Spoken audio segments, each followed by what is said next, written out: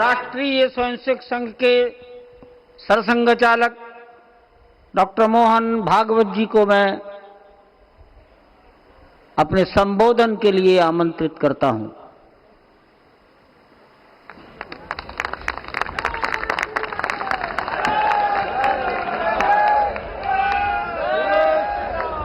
देश के सम्माननीय यशस्वी और जयस्वी प्रधानमंत्री जी आदरणीय नरेंद्र जी मोदी, हमारे उत्तर प्रदेश के सम्माननीय मुख्यमंत्री जी श्रीमान योगी जी, राज्यपाल महोदया,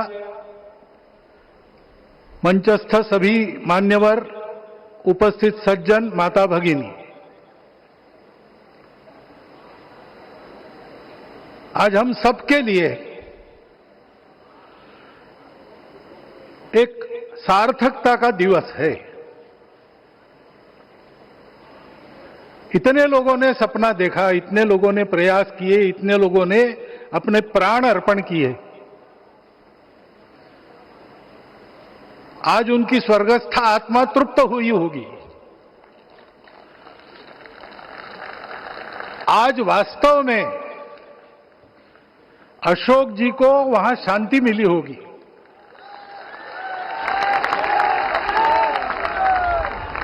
महंत रामचंद्र दास जी महाराज, श्रीमान दालमिया जी, कितने संत, कितने गृहस्थ, कितने विद्यार्थी, उन्होंने अपना प्राणार्पण किया, अपना पसीना बहाया। जो पीछे रहे वो भी रोज ये इच्छा मन में व्यक्त करते रहे कि मंदिर बनेगा बनेगा, बन गया। और आज उस मंदिर निर्माण की शास्त्रीय प्रक्रिया पूर्ण हो गई, ध्वजारोहण हो गया। राम राज्य का ध्वज जो कभी अयोध्या में फहराता था और संपूर्ण विश्व में अपने आलोक से सुख शांति प्रदान करता था, वो ध्वज आज फिर से नीचे से ऊपर चढ़ता हुआ और अपने शिखर पर विराजमान होता हुआ हमने अपनी आंखों से देखा है, इसी देह में देखा है। ध्वज प्रतीक होता है। इतना ऊंचा ध्वज चढ़ाना कितना समय लगा आप जानते हैं। मंदिर बनने में भी समय लगा। 500 साल छोड़े तो भी 30 साल तो लगे ही। उस मंदिर के रूप में हमने कुछ तत्वों को ऊपर पहुंचाया है।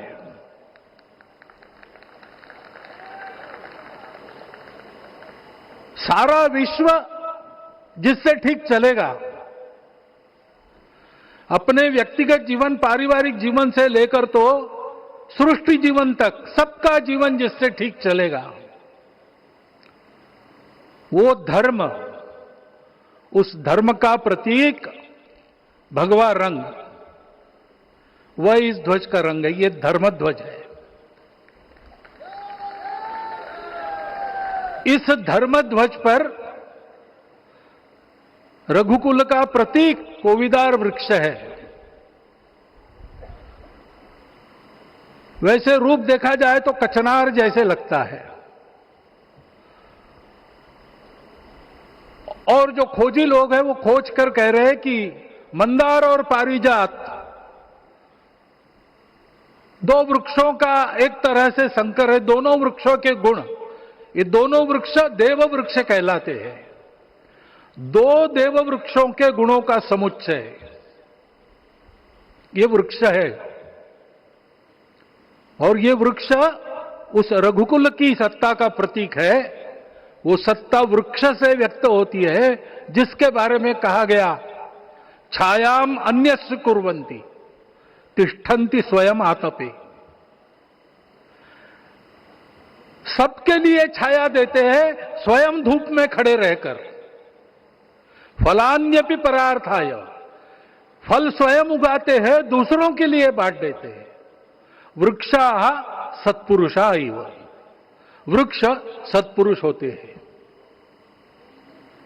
और कचनार के गुण औषधि भी है। कचनार के वृक्ष का अन्न में भी उपयोग है। सब प्रकार से उपयोगी इस वृक्ष का प्रतीक हमने लगाया है। धर्म जीवन ऐसा जीवन होता है, और ये जीवन जीना है, उस जीवन की प्रतिष्ठा करनी है, इस जीवन का झंडा शिखर तक पहुंचाना है। चाहे जितनी प्रतिकूलता हो, चाहे जितनी कठिनाइयां हो, साधनहीनता हो, सारी दुनिया स्वार्थ में बहती होगी, लेकिन हमारा संकल्प है। सूर्य भगवान उस तेज के, उस संकल्प के प्रतीक है। उनके रथ का एक ही चक्र है। 4 चाक वाली गाड़ी यहां भी एक्सीडेंट करती है तो एक चक्र चलाना है, और रास्ता खराब भी नहीं, रास्ता है ही नहीं। अधांतर में चलो रथस्य एकम चक्रम। रथ चलाने के लिए 7-7 घोड़े, उनको नियंत्रण करने के लिए सांपों के लगाम है, और रास्ता नहीं है, और सारथी जो है उसके पैर नहीं है। ऐसी गाड़ी चल सकती है क्या? कंप्यूटर में डाटा डालेंगे, कहेंगे नहीं चलेगी। लेकिन बिना थके रोज पूरब से पश्चिम, पूरब से पश्चिम जाना आना सूरज भगवान कर रहे हैं। क्योंकि कार्य की सिद्धि स्वत्व के भरोसे होती है। हिंदू समाज ने लगातार 500 साल और बाद के दीर्घ आंदोलन में अपने इस स्वत्व को सिद्ध किया, और रामलला आ गए, मंदिर बन गया। यही बात सत्य पर आधारित धर्म, सत्य जो प्रतिनिधित्व होता है ओंकार से, वो सारी दुनिया को देने वाला भारत हमको खड़ा करना है। हमारे इस संकल्प का प्रतीक यह राम मंदिर, उसकी प्रक्रिया आज हमने पूरी कर ली है। यह धर्म, यह ज्ञान, यह छाया, यह सुफल संपूर्ण दुनिया में बांटने वाला भारतवर्ष खड़ा करने का काम अपना शुरू हो गया है। उसको, इस प्रतीक को देखकर, हिम्मत रखकर, उसी प्रकार सतत प्रयास करते हुए सब प्रकार की विपरीतताओं में भी हम सबको मिलके करना पड़ेगा। आज ये हमारे कृतार्थता का दिवस है, और आज हमारे संकल्प की पुनरावृत्ति का ये दिवस है। वो संकल्प हमको हमारे पूर्वजों ने दिया है। एतद् देश प्रसूतस्य सकाशाद अग्र जन्मनात्। इस देश के जन्मे हुए अग्र जन्मना है, सबसे प्राचीन है, इसलिए बड़े भाई है। वो ऐसा जीवन जिए कि स्वम स्वम चरित्रम शिक्षेरन पृथिव्याम सर्वमानवा। पृथ्वी के सर्व मानव अपने अपने चरित्र की शिक्षा, जीवन की विद्या भारतवासियों से सीखे। ऐसे भारतवासियों का परम वैभव संपन्न, सर्वशक्ति संपन्न और सबके लिए खुशी बांटने वाला, शांति बांटने वाला, सबको विकास के सुफल देने वाला भारतवर्ष खड़ा करना है। ये विश्व की अपेक्षा है, हमारा कर्तव्य है। मंदिर में श्री रामलला विराजमान है, उनका नाम ले और इस कार्य की गति हम बढ़ाए। इतना एक विषय आपके सामने रखता हूं। जैसा सपना देखा था उन लोगों ने, रामदास स्वामी ने कहा था, स्वप्नी जे देखिले रात्रि ते ते तैसे ची हो तसे। ऐसा सपना उन्होंने देखा था, बिल्कुल वैसा।